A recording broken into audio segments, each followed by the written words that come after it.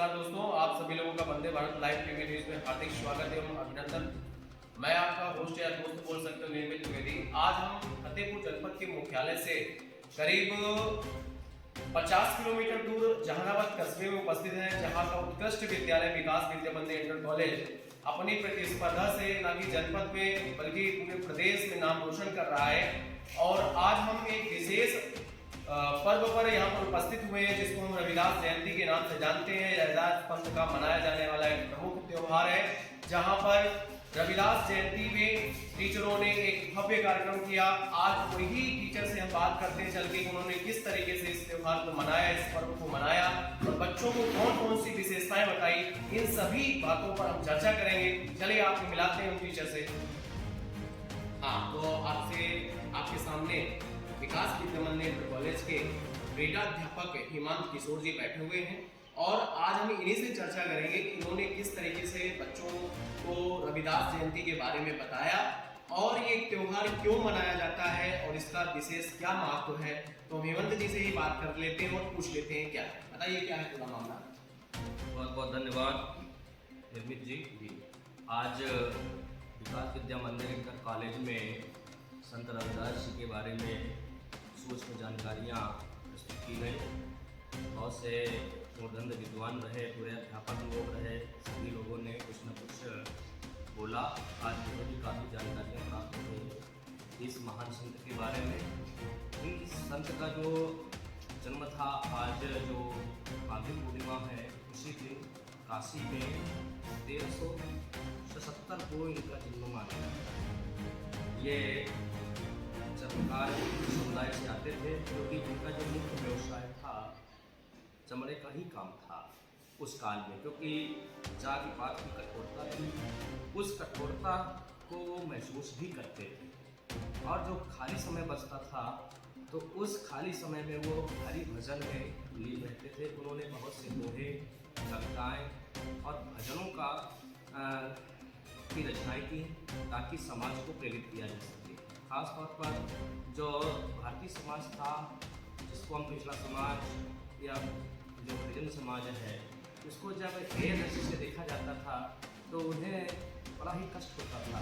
उसके लिए उन्होंने हमेशा प्रयास किए, कई भजन ऐसे लिखे जो समाज को प्रेरणा का काम करते थे।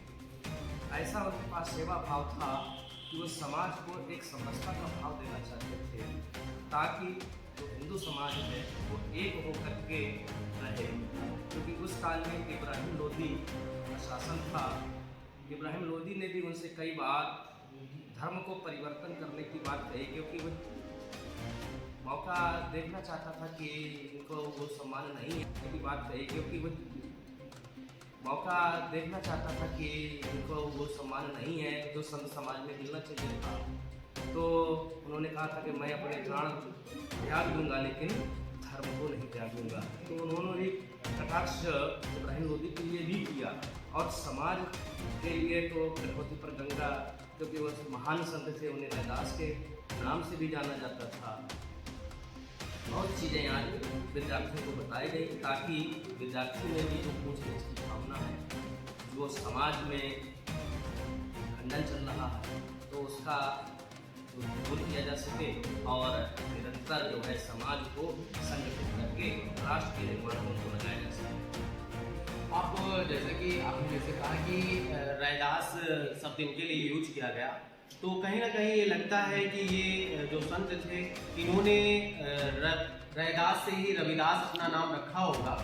तो आप बच्चों को इन बिंदुओं के बारे में क्या चर्चा की क्लास में, इसको भी बताएं। देखिए, उनका जो मुख्य जो व्यवसाय था, व्यवसाय के नाम पर समाज के लोग उन्हें संत रविदास के नाम से जानते थे, है ना। लेकिन उनका जो जब उन्होंने अपने गुरु रामानंद से दीक्षा ली थी तो इनका जो नाम हुआ था वो रविदास।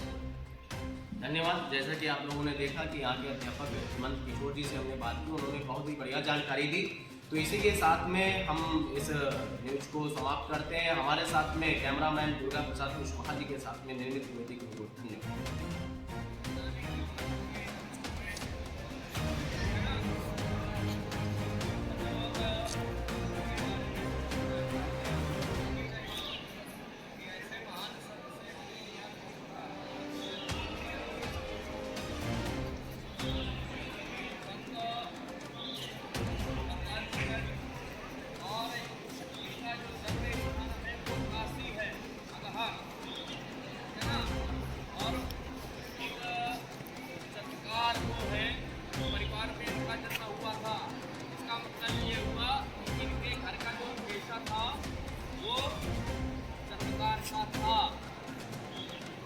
ये